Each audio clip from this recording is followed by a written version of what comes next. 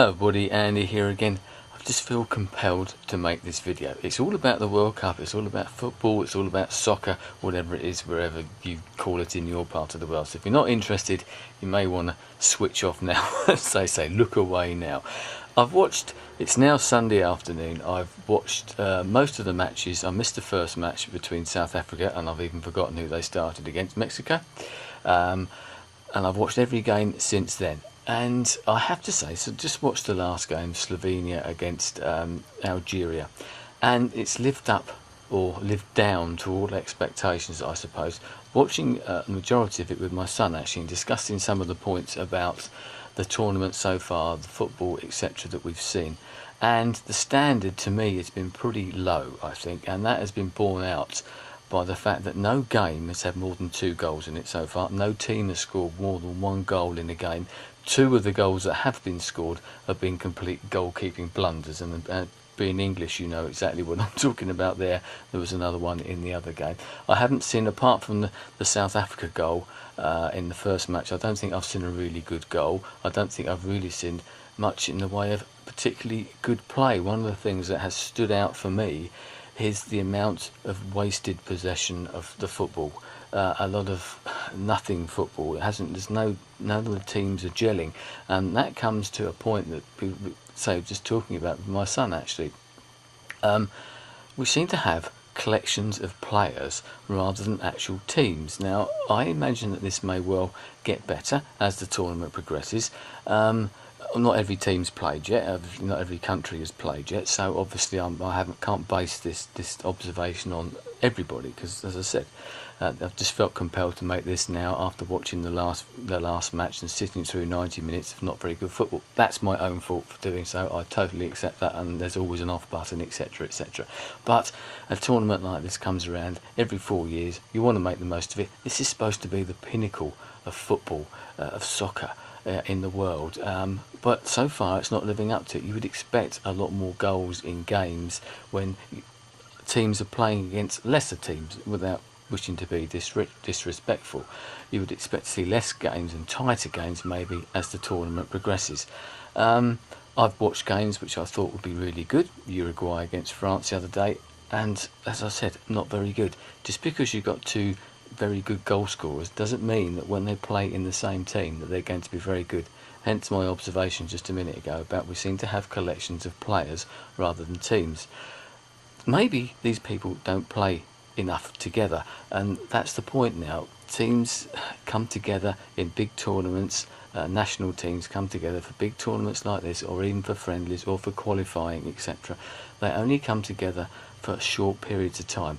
For something like the World Cup or a big tournament like that, they may be together for a few weeks, and hence the fact that maybe when it gets towards the end of the tournament, they actually start to gel as a team.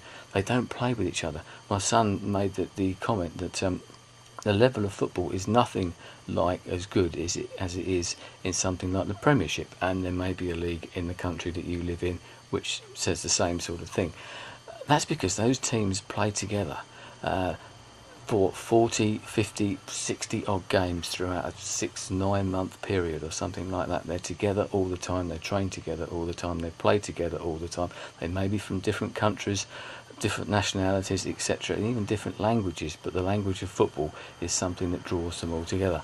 When teams come together that do play, we'll use the England team for an example, they played together quite a lot in the Premier League, but they still, when it comes to playing in a national team, don't necessarily gel together. Just because they're great players doesn't mean they should be in the team. You don't necessarily have to pick your 11 best players, because each position is a different position.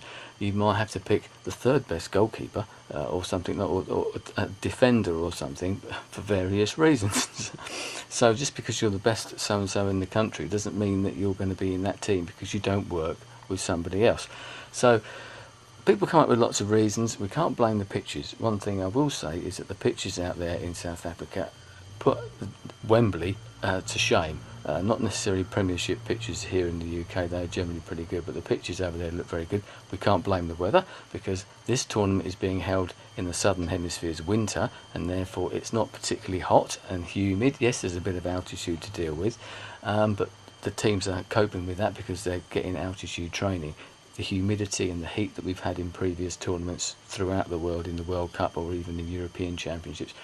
We can't blame it for that, so the football should be of a better quality. It should be more energetic, more dynamic.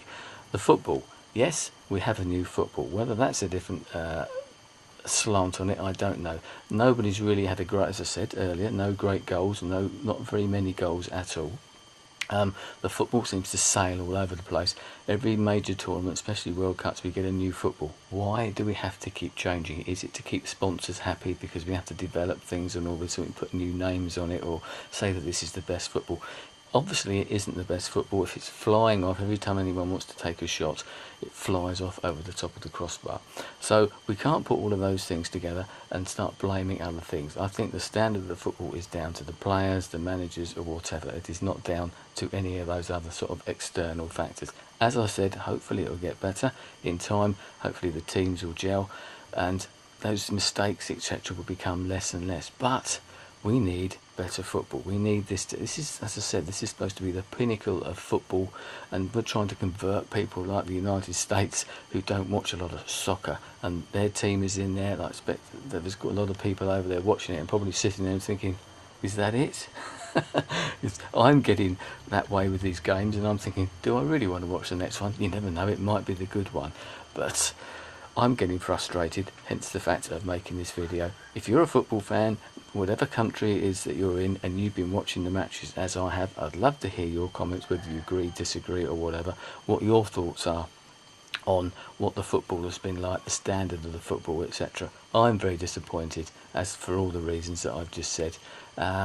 And there you go. I'm going to leave it there. A little bit of a rant, but sometimes that's what videos need to be. Thanks for your time. I'll speak to you again soon. And maybe we'll do another one of these a bit later on and see whether my opinions have changed, whether things have changed, the standard of football, etc., etc., has got better. Anyway, I'll speak to you again soon. Goodbye.